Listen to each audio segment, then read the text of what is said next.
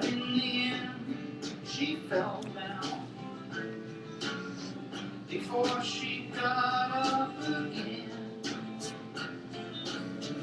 I keep my friends eternally. We leave our tracks in the sound. Some of them are with me now. Some of them can't be found.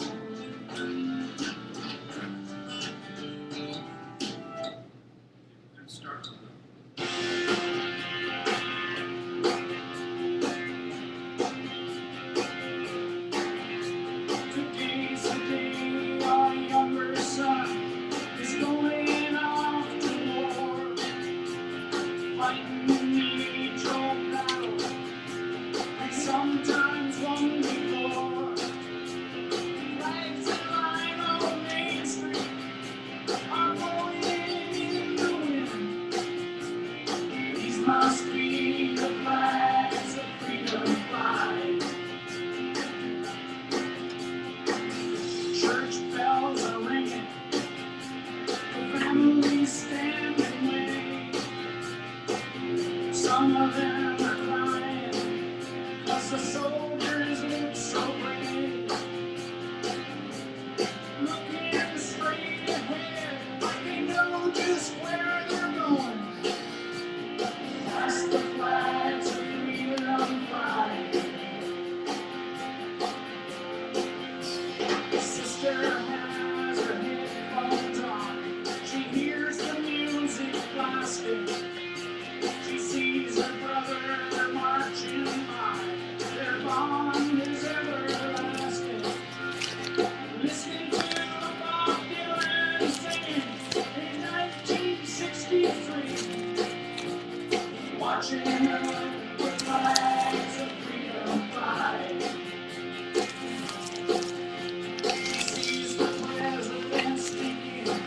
On the flat screen TV, in the window of the old appliance store, she turns to see her brother again, but he's already walking past. The flags of freedom flying. I can see the flags of freedom. What color are they now? Do you think that you believe in yours, or that they do theirs somehow? Do you see the flags of freedom flying?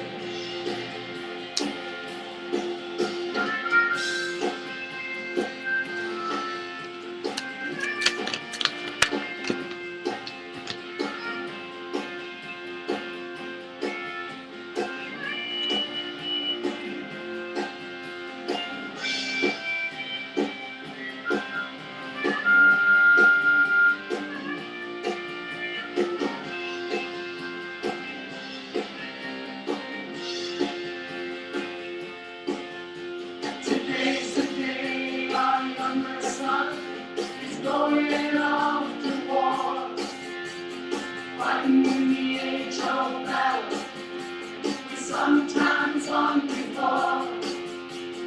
Flags that fly on Main Street are blowing in the wind. These must be the flags of freedom flying.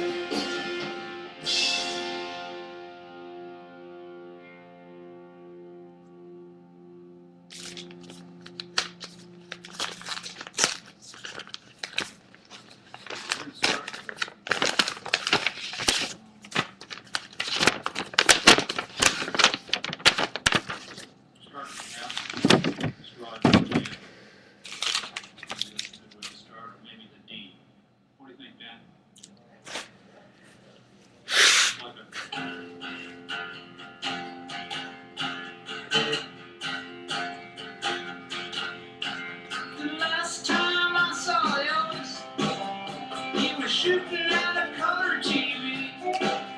The phones were ringing in the Pink Motel, and the rest is history. He was the king.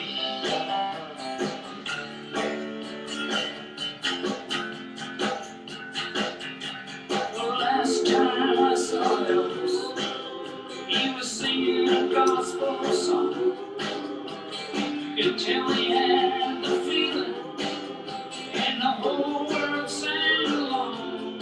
He was the king. He was the king. The last time I saw Elvis, he was up on the silver screen, pushing a plow in a black and white movie, and everybody started to scream, 'cause he was the king.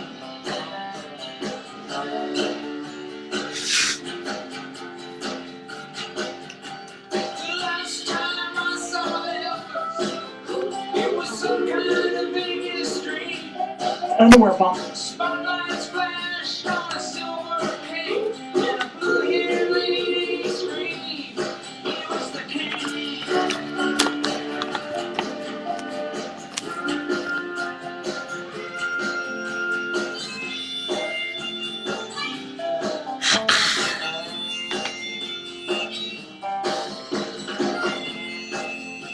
Specific intelligence information is now going out to thousands of foreign airline workers. Here's a former Homeland Security official on that. We discovered this in the United States when we try to give intelligence to law enforcement. You're giving it to thousands of local law enforcement agencies, and it leaks, and often pretty quickly. So the danger of a leak is if terrorists learn you're looking for men from Saudi Arabia, say, they can say, okay, send us a guy from Turkey instead. Yep. Yeah, this should make flying a little smoother for a lot of people, right? Absolutely. Mainly for those people from those 14 countries you talked about who won't automatically be screened anymore, but also for the airlines. The airlines have told the administration this volume of checks is unsustainable. We have to narrow our focus, and that appears to be what they did today. Caroline Shively in D.C. Caroline, thank you. And today we learned of another change intended to make flying safer, one that focuses on pilots and depression. The Federal Aviation Administration has just announced it's changing a 70-year-old policy on pilots who take antidepressant medication. Before now, pilots just weren't allowed to be on antidepressants, and it's really impossible to say how many were either going untreated because of that or medicating themselves in secret.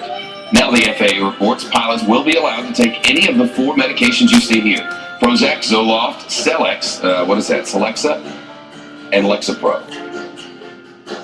We know these drugs don't show any adverse side effects that concern us, and they're widely used. So we have a lot more history behind watching them. A lot more history. So the FAA reports any pilots who have been secretly taking antidepressants will now have a 6-month grace period to admit without punishment.